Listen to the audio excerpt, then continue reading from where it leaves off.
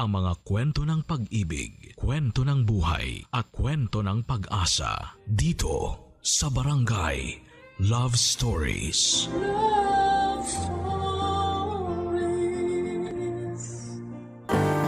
May mga bagay sa sarili natin na hindi natin kayang tanggapin at aminin.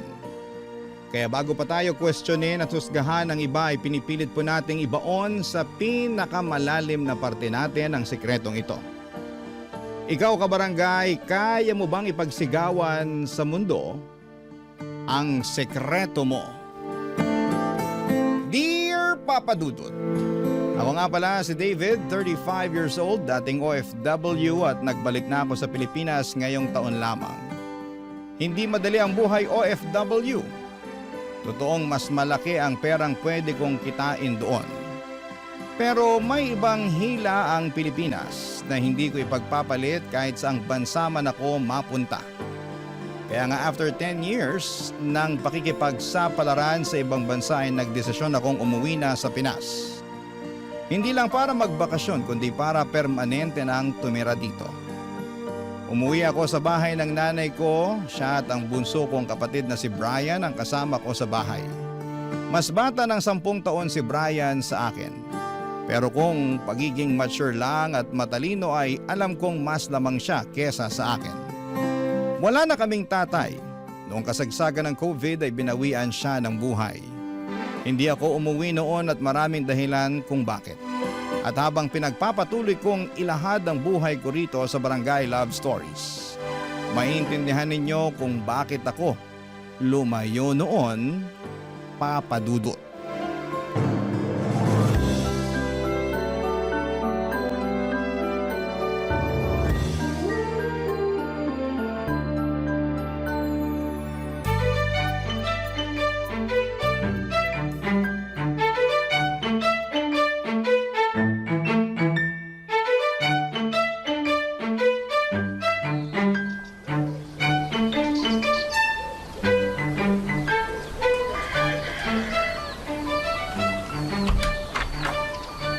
Tagal kang hinintay ng kwarto mo na makabalik, David! Welcome back, anak! Salamat, Nay. Parang walang pinagbago ang kwarto ko ah. Oh, naka-display pa rin sa dingding ang picture ko nung high school graduation ko. Pansinin mo rin ang bedsheet mo. Iyan ang paborito mong bedsheet, hindi ba? Ito nga yun. Ito yung pinagtagpi-tagpi ni Lola Inday ng mga retasong tela para makagawa ng bedsheet. Di ba yan yung project mo sa, home economics class ba yun? Nako, Nay. Ako ang pinakamataas na grade noon sa home economics. Dahil dito sa bedsheet na tinahin ni Lola Inday. Samantalang ang ambag ko lang naman noon abutan siya ng gunting at karayom. Hindi ko ipinagamit kahit kanino ang bedsheet na to. Nainggit nga si Brian nung nakita niya tong bedsheet. Bakit daw hindi siya ipinagtahi ni Lola Inday ng ganito? Ang bilis na talaga magselos ni Brian, no? Sinubukan naman siyang tahian ng Lola Inday niyo noon. Kaya lang... Kaya lang, hindi natapos ni Lola Inday na tahiin kasi namatay na siya agad.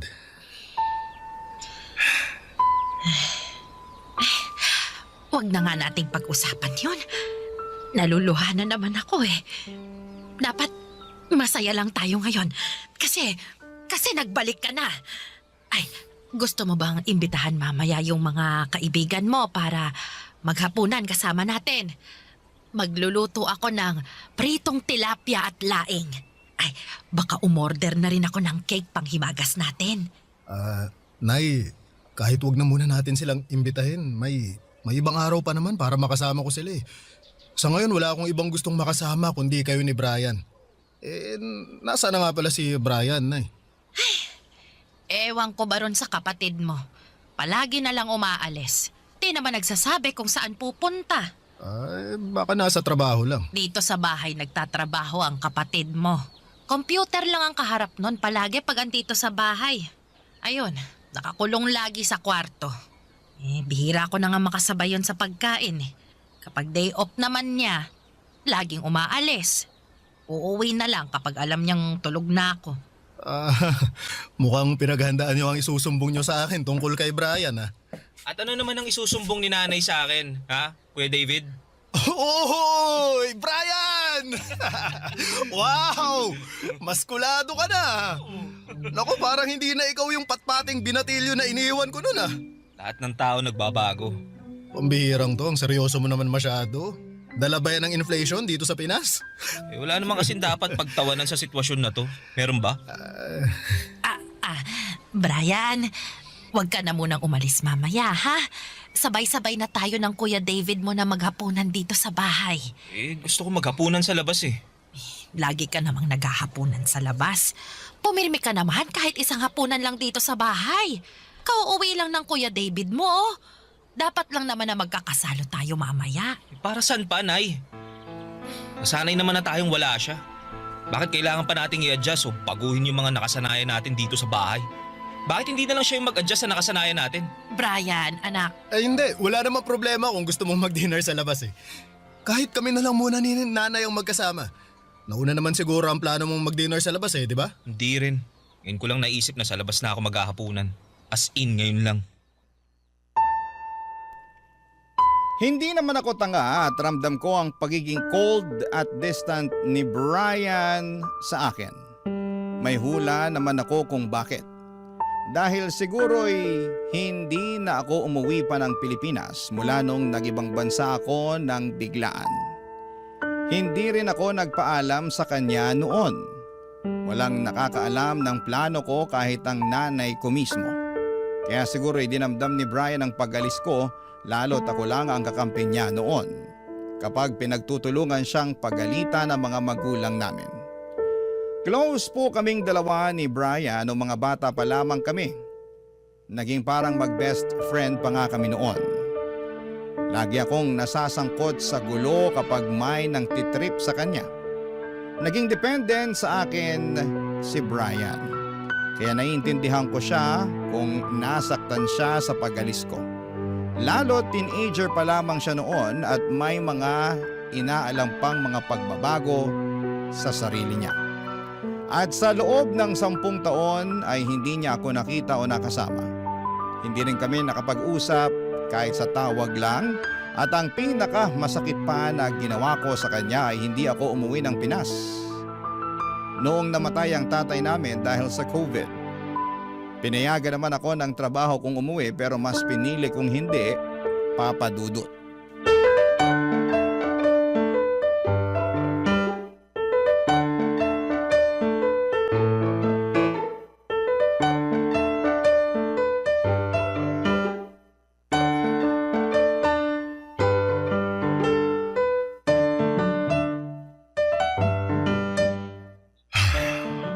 Nasaan na ba yung si Brian? laki. Ayun lang pala. Brian, pwede ba kitang makausap? Anong kailangan mo? Busy ako. Wala naman. Naisip ko lang makipagkwentuhan sa'yo. Para kasing ilang araw mo na akong iniiwasan, eh. Lahat ng tao iniiwasan ko. Talaga ba? Dati naman gustong-gusto mong napapaligiran ng mga tao. Hanggang ngayon ba iniisip mo pa rin na bata ako? Nakatulad pa rin ako ng dati? Tagal mong nawala, kuya. Hindi imposible ang pagbabago sa akin. Nagtatanong lang ako, ha. Hindi kita inaatake. Para kasing walang karapatan ng ibang tao na magbago eh. Uy, hindi naman ganun ang ibig kong sabihin. Medyo nagulat lang ako na... di bale. Basta gusto lang naman kitang kumustahin talaga eh. Okay lang ako. Lumabas ka na, may ginagawa pa ako. Nagpalit na pala kayo ng kwarto ni nanay, no? Matagal na. Pagkalibing ni tatay, nakipagpalit na si nanay ng kwarto sa akin. Masyado na raw tong malaki para sa kanya. O baka ayaw niya lang maalala masyado si tatay. Ikaw ba? Naalala mo pa rin si tatay? Ano ba yung pinagkakaabalahan mo ngayon? Tumatakbo ka pa rin ba tulad ng nauuso ngayon? Basketball? Anong mga movie pinapanood mo? Hindi ako tumatakbo at mas lalong hindi ako nagbabasketball. Pelikula? Wala akong hilig dyan. Alam mo naman yun, di ba? Oo, alam ko namang wala kang hilig manood ng pelikula noon. Pero naisip ko lang, sabi mo nga lahat nagbabago. Baka ngayon mahilig ka ng manood ng pelikula. Ayain ko sana kayo ni nanay na manood ng sine sa Sabado eh. Hindi ako pwede sa Sabado. Oo, kung hindi Sabado, sa Linggo o kahit kailan ka pwede. Wala pa naman akong balak maghanap ng trabaho ngayon eh, kaya free ako kahit anong oras. Mas mabuti pa kung maghanap ka na lang ng trabaho para hindi ako lagi kinakausap mo. Kung ayaw mo manood ng sine, siguro naman, mahilig ka pa rin magbasa ng mga magazine? Hindi Hindi ako nagbabasa ng mga magazine. Sinungaling pa to eh. Ano tong magazine na binabasa mo kanina ha? Ito. Ano ba? Ano ba, Kuya David? Huwag mo kang pakialaman yung magazine ko. Akin na. Hindi ako nakikipagbiroan ha. Teka. Brian. Hoy, ba't ka nagbabasa ng malalaswang magazine ha? Akin na nga yan. Huwag pakialam mo. Ano ba masama rito ha? Wala namang masama. Nasa tamang edad ka na para magbasa ng ganitong adult magazine. Yun naman pala eh. Lumabas ka na nga. May gagawin pa ako. Teka. Bakit mga lalaking nakahubad ang mayroon dyan sa magazine na yan? Brian, bakla ka ba? Hindi ako bakla no. Nakalimutan ng kakilala ko yan sa coffee shop nung nagkita kami kanina. Babalik ko bukas. Pero bakit titig na titig ka kanina habang binabasa mo yung magazine na yan? Na-curious lang ako. Tsaka may matitino namang articles dito sa magazine na hindi puro kalaswaan ang ino-offer. Masyado ka lang mapanghusga. Ang tagal mo tumira sa ibang bansa pero di ka pa rin open-minded. Ay, alam mo Brian, wala namang masama kung bakla ka eh. Alam mo kung ano yung masama? Yung nangingialam ka sa buhay ng iba. Pero bakla ka. Hindi nga ako bakla. Uwe, di nga. Di ka bakla? Sinabi na hindi ako bakla. Nagulat ako sa pagsigaw ni Brian. Nagalit siya sa akin at lumabas na ako ng kwarto niya para magpababa na siya ng emosyon niya. Alam kong mali na dineretsa ko siya ng ganon. Akala ko kasi ay open na siya sa kasarian niya kahit na hindi niya aminin. Ramdam kong bakla si Brian. Wala namang straight na lalaki ang titingin sa mga gay magazine, hindi ba? Ang mga straight na lalaki ay naiilang kapag nakakakita ng hubad na katawan ng ibang lalaki. Nakita ko pa si Brian na nakatitig sa laman ng magazine habang nagpapakawala ng pilyong ngiti. Hindi naman sana ganito kalala ang pagdududa ko sa kasarian ni Brian. Pero noong mga bata pa lamang kami ay laging sumasama si Brian sa mga kalaro niya para magbahay-bahayan. Imbes na siya ang ama o anak na lalaki ay siya madalasang magpresenta bilang isang nanay. Kahit naman may mga babae silang kasama sa larong yon. Isang beses din sa pakikipaglaro niya ng kasal-kasalan, siya rin ang naging bride. At nahuli ko nga siya, Papa Dudut, na hinahalikan ang kanyang groom nang walang pag-aalinlangan ng mga oras na yon. Barangay Love Stories. Barangay Love Stories. At kahit sinabi na ni Brian na hindi siya bakla ay ayaw ko pa rin yung paniwalaan. Inobserbahan ko siya sa bawat galaw niya dahil doon ay mas lumakas ang kutob kong bakla nga siya. Gusto ko siyang paaminin pero hindi ko magawa. Problema ko na siguro ito. Gusto kong pinapatunayan na tama mga hinala ko. Sorry na lang sa kapatid kong si Brian kung siya ang pinuntirya ko. Kaya naman gumawa po ako ng mga paraan para mapaamin ang kapatid ko sa totoong kasarian niya. May nakilala akong babae sa bar, itago na lang natin sa pangalang Lily, kaedad ni Brian. Naisip ko magagamit ko si Lily para mapaamin ang kapatid ko. Kinaibigan ko si Lily at napapayag na kitain ito si Brian sa bahay namin. Importanteng malaman ko ang katotohanan sa kapatid ko. Kaya naman dinala ko si Lily sa bahay at ipinakilala na kay David, kay Brian at doon ay nagkaroon ng gulo, Papa Dudut.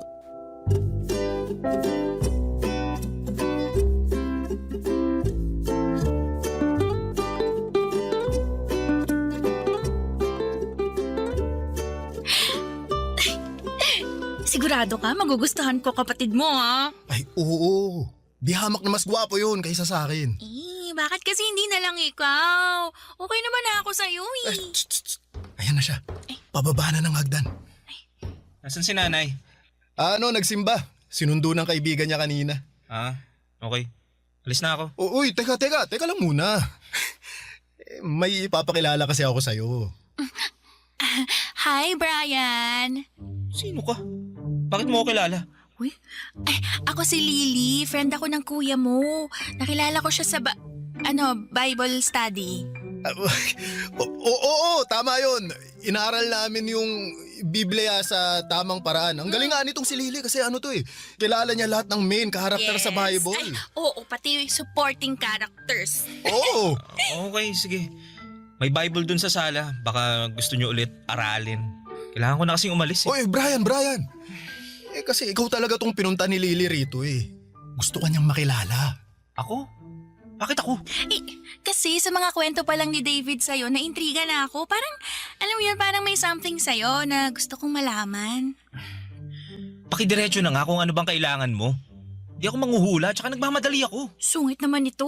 Alam mo, bet na bet ko pa naman yung mga lalaking suplado. Nakakagigil. Alam mo, Brian, feeling ko magkakasundo kayo na ito ni Lily. Magkakasundo kami. Hindi ko nga maintindihan kung anong pinagsasasabi niyan eh. Dahan-dahan naman sa pananalita, Brian. Babae pa rin si Lily. Respetuhin mo naman. Ay, nako, kahit hindi mo na ako respetuhin, bastusin mo na lang ako. Mas ready ako dyan. Ganyan ka ba talagang klase ng babae? Hirap mo palang biruin at harutin. Kasi wala akong oras para dyan. Wala ka bang oras o hindi ka lang talaga interesado sa akin? Ay, salamat at ikaw na mismo nagsabi. Tama ka. Di talaga ako interesado sa'yo. Sa mga katulad mo. Excuse me, sa mga katulad ko? Pakilinaw mo nga kasi parang mas matalino ka kaysa sa akin eh. Di mo ba nakikita sarili mo? Kailangan ako pa magdikta ng mga mali sa'yo, ha? Excuse me, ano bang mali sa akin? Yung dibdib ko? Balakang ko? Yung mahaba kong buhok? Yung mukha akong plakado sa makeup? O dahil babae ako? Ano ibig mo sabihin? Lahat ng lalaking nakakita sa akin halos maglaway na at magmakaawa para lang pansinin ko sila. Pero ikaw, kahit siguro ako na lang natitirang babae sa mundo, hindi mo pa rin ako magugustuhan eh. Hindi kasi kita type. Yun lang yun. Or baka naman kasi bakla ka. Yun lang naman ang nakikita kong dahilan kung bakit hindi mo ako magugustuhan. O ano, tama ako, diba? Bakla ka nga. Bakla ka. Aray! Brian! Bakit mo pinitik yung bibig ko, ha? Dahil bastos yung bunganga mo. Sinabihan lang kitang bakla, bastos na agad. Dahil malaking insulto sa akin na tinawag mo akong bakla. Dahil hindi nga ako bakla. Bakit wala namang masama sa pagiging bakla, ah? Maliban na lang kung hindi mo tanggap na bakla ka. Alam nyo, nagsasayang lang ako ng oras sa inyo eh. Diyan na nga kayo, mga abnoy. Hoy, Brian! Hayaan mo na nga yung kapatid mo. Lily, pasensya na ha. Nasaktan ka pa tuloy. Wala to, maliit na bagay. Pero alam mo, mukhang tama nga ang hinala mo. Miyembro ng ikatlong kasarian yung Brian na yan.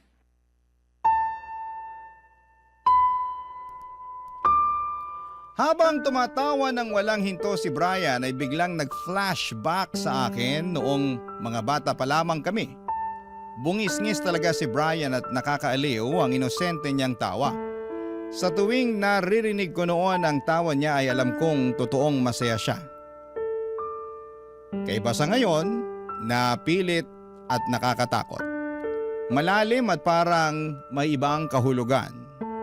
Noong mga bata pa lamang kami, Papa Dudut, wala akong ibang gustong makita at marinig kundi ang tawa ni Brian. At madalas kong naririnig yon sa tuwing kasama niya ang best friend niyang si Ralph. Natatandaan ko pa sila madalas ang magkasamang dalawa. Kahit wala silang ibang kalaro, basta kasama nila ang isa't isa ay masaya na sila. Palaging inaabutan ni Ralph ng bulaklak si Brian. Galing yon sa mga pananim ng kanyang nanay. At natatandaan ko pa na laging inuuwi ni Brian ang mga bulaklak na yon at nilalagay sa kanyang tabi bago siya matulog. Kapag lanta na ay saka naman niya isinisiksik sa mga paborito niyang libro ang mga bulaklak na yon. Noong umalis si Ralph sa lugar namin ay hindi ko na muling narinig ang inosente at masayang tawa ni Brian. At palagi ko siyang nahuhuli na inaamoy-amoy ang mga natuyong bulaklak na inipit niya sa kanyang mga paboritong libro, Papa Dudut.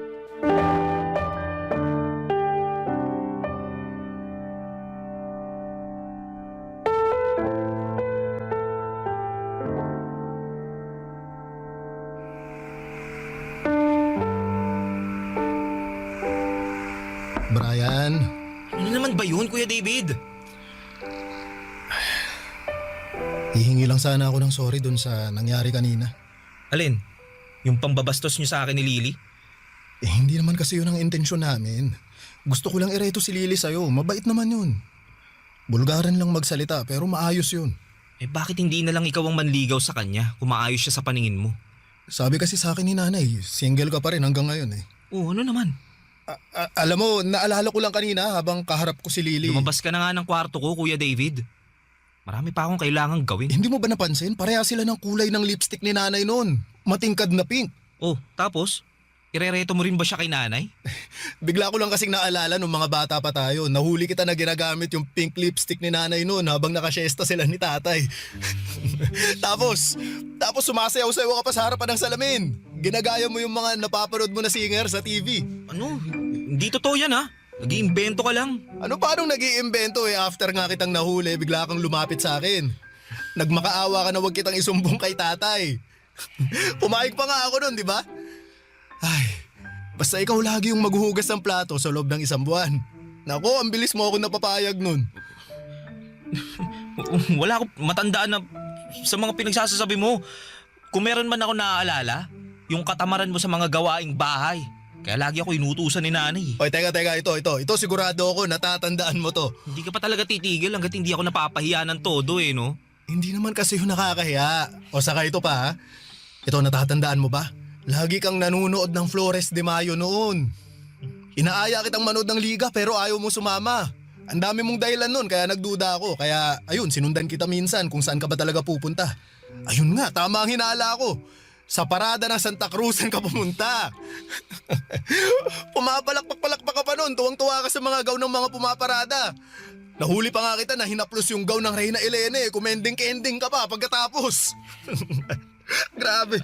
Ano bang gusto mong sabihin sa mga kwento mo? Ay, Brian.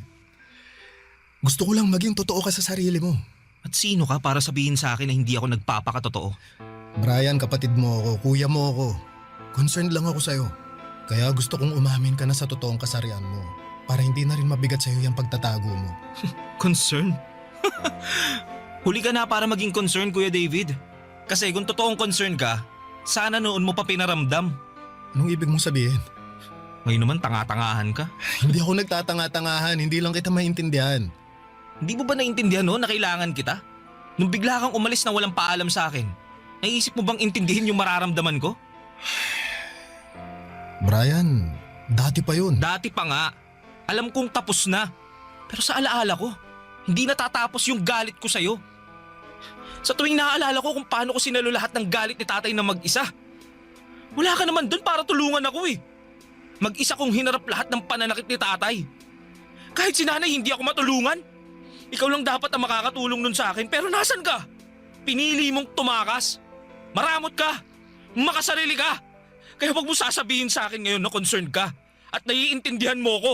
Kasi hindi ko yun naramdaman nung tinalikuran mo ko. Hindi ako nakapagsalita sa sinabi ni Brian, Papa Dudut. Nanghina na rin ako at hindi na nakalaban nang marahas niya akong itinulak palabas ng kwarto at saka yon sinarado. Nahiya ako sa inasal ko kay Brian. Nasaktan din ako dahil nalaman ko na ang totoong nararamdaman niya. Galit siya sa akin dahil akala niya ay iniwan ko siya. Pero sa totoo lang ay umalis ako noon hindi para iwanan siya, kundi iligtas ang sarili ko sa malupit naming tatay. Ako palagi ang sinasaktan ni tatay noon. Bata pa lamang ako ay hindi na niya ako tinitigilan ng galit at pananakit niya. Wala rin namang nagawa si nanay para protektahan ako sa malupit na kamay ni tatay. Hanggang sa nagbinata na ako at nakaipon. Nakahanap ng pwedeng paraan para matakasan si tatay. Walang pasabi sa kahit na sino at inayos ko lahat ng kailangan ko para makapunta ng ibang bansa. Yun siguro ang pinakamasaya at pinakamaluwag sa loob na nangyari sa akin. Nang makasakay na ako ng eroplano palayo sa lugar na puro na lamang puot ang sinapit ko. Mula noon ay hindi na ako bumalik pa. Maski na nung namatay si tatay, ayoko pa rin siyang makita noon. Pero hindi ko inakala, Papa Dudut, na sa kalayaan ko, Ang kapatid ko namang si Brian ang nakulong. Barangay Love Stories. Barangay Love Stories. Hindi ko na nga pinaamin pa si Brian sa kanyang kasarian. Kahit alam kong may tinatago siya pero mas priority ko noon na maging maayos kaming magkapatid. Gusto kong maibalik ang dati naming relasyon pero panay pa rin ang iwas ni Brian sa akin, Papa Dudut. Kahit na hindi ko naman na inuusisa ang kanyang kasarian. Siguro'y talagang malalim ang sugat na iniwan ko sa kanya. Hindi ko na siya masyadong nilapitan dahil baka lalo lamang siyang magalit sa akin. Baka imbes na magkaayos kami ay mas lalo lamang niya akong layuan. Pero may nangyari. Parang gumagawa ng paraan ang tadhana para matulungan ko si Brian sa pag-amin ng katotohanan. Habang naglalakad ako para makahanap ng sasakyan, nakita ko si Brian na may ka-holding hands na lalaki. Agad akong nagtago para mas makumpirma kung kapatid ko nga ang nakikita ko. Tama nga ako. Nakita ko yon nang halikan ni Brian ang kasama niyang lalaki at saka sila pumasok sa isang motel. Pinicturean ko ang bawat galaw nila para may ebidensya ako kung sakaling mag-deny si Brian, Papa Dudut.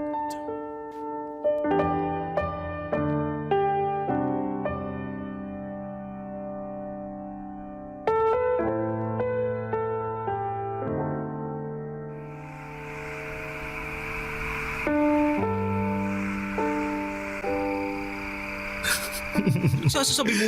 Nakita kita kanina. May ko-holding hands ka. Uy, di totoo yan ha. Ay, akala ko rin, hindi totoo eh. Baka mali lang ang kita ko. Pero, nung humarap ka ng konti sa direksyon ko para halikan yung lalaking kasama mo, yun!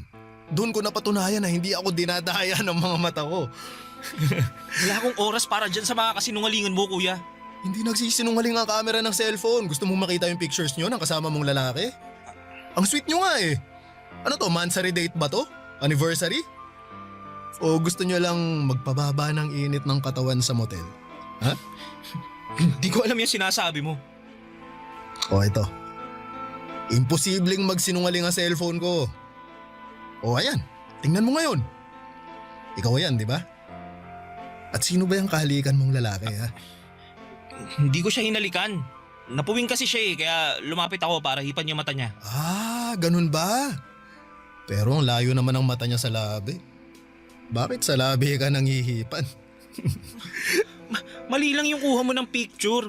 Siguro, tapos ko nang hipan yung mata niya, tsaka medyo napadikit ako ng konti sa labi niya. Ah, Pero hindi ko siya hinalikan, no? Mali lang talaga yung nasa cellphone mo. oo nga. Mali nga siguro nang kuha tong cellphone ko. Pero tama naman siguro yung nakikita natin pareho sa picture na magko-holding hands kayo, no? Hindi rin. Ano yan? Inaalalayan ko lang siya papasok nung... Motel. Papasok ng motel. O bakit kayo papasok sa motel? Makikiihi kayo? Kakain ng half chicken? Pansit? Ano ba? Boss ko yan! Tama, boss ko yan! Kailangan naming mag-meeting at dyan sa lugar na yan yung pinakamalapit na pwede naming puntahan eh. Eh sa pagkakatanda ko merong katabing coffee shop yung motel na yan eh. Bakit hindi na lang doon para hindi kayo napagdududahan? Mas malakas yung wifi sa motel na yun. Tsaka may restaurant naman yung motel na yun eh. Oo, umorder kami ng half chicken tsaka pansit. Kailangan namin kumain habang nagmi-meeting. Ah, ganun pala yun. Tsaka ano no, mas tahimik din kasi sa motel eh, no? Oo naman, Oo. para makapag-usap kaming dalawa ng maayos. Hindi nakakarinig ng ingay ng mga sasakyan o ng ibang tao. Tama ka ron. Ah, okay. Grabe kainis, maling-mali talaga tong cellphone ko ng mga kuha. Hindi na pwedeng gamiting ebidensya to. Pero kasi sa pictures nyo nakuha ko, ang sweet nyo talaga eh. Parang bagong kasal. Oh, teka. OA naman yung bagong kasal. Masaya lang kayong tingnan. Sino ba naman kasing hindi sasaya kung kasama mo ang boyfriend mo, di ba? Sinabi ko na nga sa'yo ang lahat. Boss ko yan at wala kaming relasyon. Inalalayan ko lang siya kaya parang nakahawak ako ng mahigpit sa kamay niya. Respeto ko yun sa kanya bilang boss ko, no? Saka kapag napuwing ang kasama mo, hindi mo ba siya tutulungan? Tsaka, Brian, tama na nga. Magpakatotoo ka naman. Ginagawa mo na akong tanga eh. Kahit sinong inosente kapag pinakita tong pictures nyo, mag-iisip ng iba eh. madumi ka lang talaga mag-isip. Madumi akong mag-isip o ayaw mo lang tanggapin na totoo ang iniisip ko tungkol sa'yo? Sumabog na ako noon dahil sa mga walang kwentang rason ni Brian sa kung sino ang kasama niyang lalaki na pumasok sa motel. Hindi ko talaga siya mapiga, Papa Dudut. Hindi ko pa rin mapaamin. At ang nakakainis dito ay parang hindi pa siya apektado at hindi man lang makaramdam. Ginagawa niya akong tanga. Pero higit sa lahat ay mas ginagawa niyang tanga ang sarili niya. Alam ko namang hindi lang ako ang nakakahalata sa pagiging kloseta niya. At ako na rin mismo ang naaawa dahil sa pagtatago niya. Pero ano bang magagawa ko kung ayaw pa rin niyang tanggapin ang katotohanan sa sarili niya? Nagmadali si Brian na mag-walk out sa akin at pumasok sa kwarto niya. Alam kong nasaktan ko siya sa pagpiga ko ng impormasyon tungkol sa kanya. Nakonsensya ako, mali nga siguro ang parang ko ng pagpapaamin sa kanya. Kasi totoo naman din na sa tuwing pinipilit natin ang isang tao ay mas lalo itong nagtatago at lumalayo. Kaya naman nakaisip ako ng ibang paraan para mas lumapit siya. At sa pagkakataong yon ay umami na, Papa Dudut.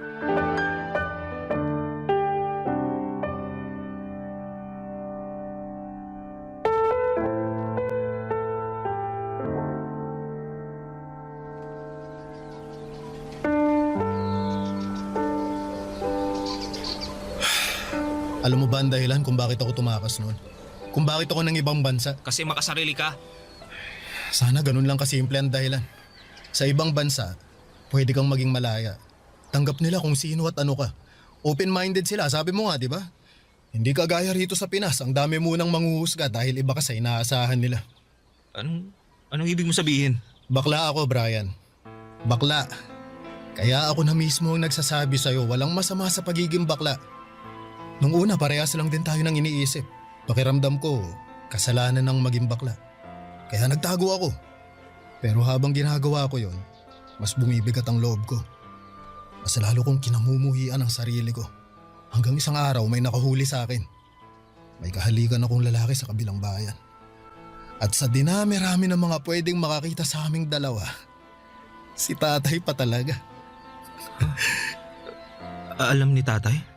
Nabakla ako? Oo. Kinaladkad niya ako palayo sa lalaking hinahalikan ko. Ang tatalas ng mga salita at mura niya. Noon pa man daw alam na niyang bakla ako pero wala lang siyang makuhang ebidensya. Hanggang isang araw, binagsakan na siya ng ebidensya para mapaamin ako. Kaya ayun, umamin ako. Bakla ako. Sa totoo lang gumaan ang loob ko after kong magpakatotoo kay tatay. Kahit nakapalit nun pambubugbog niya ayos lang. Basta sa akin, nakalaya na ako. Nakalaya ka naman pala eh. Umamin ka na pala noon. Pero bakit kailangan mo pa rin umalis? Bakit kailangan mo pa rin tumakas? Kasi pinaparamdam pa rin sa akin ni tatay ang panghuhusga niya. Kahit malaya na ako sa totoong kasarian ko, pakiramdam ko, nakakulong pa rin ako sa galit ni tatay. Kaya umalis ako. Pasensya na kung tumakas ako ha. Kasi yun lang naman ang alam kong paraan para makawala na kay tatay. At tama ba yung ginawa mong pagtakas? Yung pag-iwan mo sa amin? Siguro mali para sa inyo. Pero para sa akin yun ang pinakatamang ginawa ko. Kasi sa pagtakas ko rito sa Pinas, nakahanap ako ng kalayaan sa ibang bansa. Doon ko rin nahanap yung mga taong tumanggap sa akin. Malayong malayo sa mga taong nakakasama ko nun dito sa atin. Kaya masisisi mo ba ako kung hindi na ako bumalik? Bakit hindi mo sinabi sa akin noon? Kasi natakot ako na baka hindi mo ako maintindihan. Natatakot pa ako sa totoong kasarian ko nun. Baka katulad ka rin ni tatay na huhusgahan kung sino ang totoong ako. Si nanay, alam niya ba? Oo, hindi lang namin pinag-uusapan. Hindi siya makapaniwala na bakla ako pero wala naman na siyang magagawa kung ito na yung landas na pinili ko eh. Kuya, masaya ka ba talaga? Hindi naman ako laging masaya. Hindi naman kasi lahat ng tao tanggap ako kahit moderno na ang mundo. Nakakaramdam pa rin ng diskriminasyon.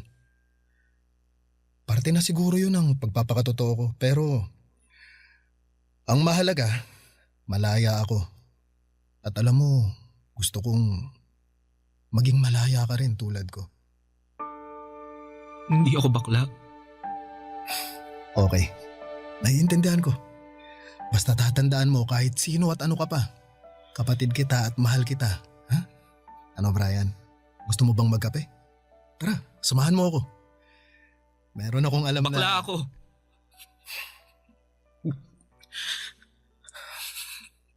Bakla ako, Kuya David.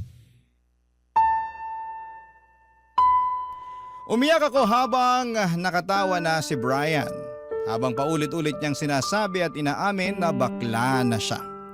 Niyakap niya ako at nagpasalamat. Niyakap ko siya pabalik at nagpasalamat din. Nagpapasalamat ako na sa wakas ay gumaan na ang kalooban ng kapatid ko. Alam kong hindi ganun kadaling tanggapin ang kasarian niya pero natutuwa akong humakbang siya paabante para lamang gumawa na ng paraan para magkatotoo or magpakatotoo na sa sarili niya. Inamin niya sa akin ang lahat-lahat. Kahit siya pala mismo ay nahuli ni tatay noong nabubuhay pa lamang ito. Kaya siya ang sinasaktan kapalit ko. Alam din ni nanay ang tungkol sa pagiging bakla ni Brian. Pero tulad ng sa akin ay ayaw din ni nanay na napag-uusapan pa yon. Pero hindi naman siya gumagawa ng paraan para itago namin ang kasarian namin. Sa ngayon ay malaya nang nakapagladlad si Brian. Dinala na rin niya sa bahay ang boyfriend niya. Totoong hindi pa komportable si nanay pero nirespeto niya si Brian sa desisyon nito. Nakita ko kung gaano kasaya ang kapatid ko at dahil doon ay wala akong kasing saya. Mas masaya pa ako ngayon kumpara nang nag-ibang bansa ako para maging malaya. Dahil hindi na ako nag-iisa. May kasama na akong maging malaya sa pagpili sa kung sino at ano ako. Nadagdagan na ang taong nakakaunawa sa akin. At hiling na lang namin na sana'y balang araw kapag handa na si nanay, ay magawa na niya kaming tignan sa mga mata at sabihing masaya na siya. Nang buo sa pag-amin namin sa totoo. Maraming salamat po sa pagbasa ng aking liham. Ang inyong kapuso at kabarangay forever, David. Ano ang masasabi mo sa ating Barangay Love Stories today? Aabangan namin yan sa aming comment section.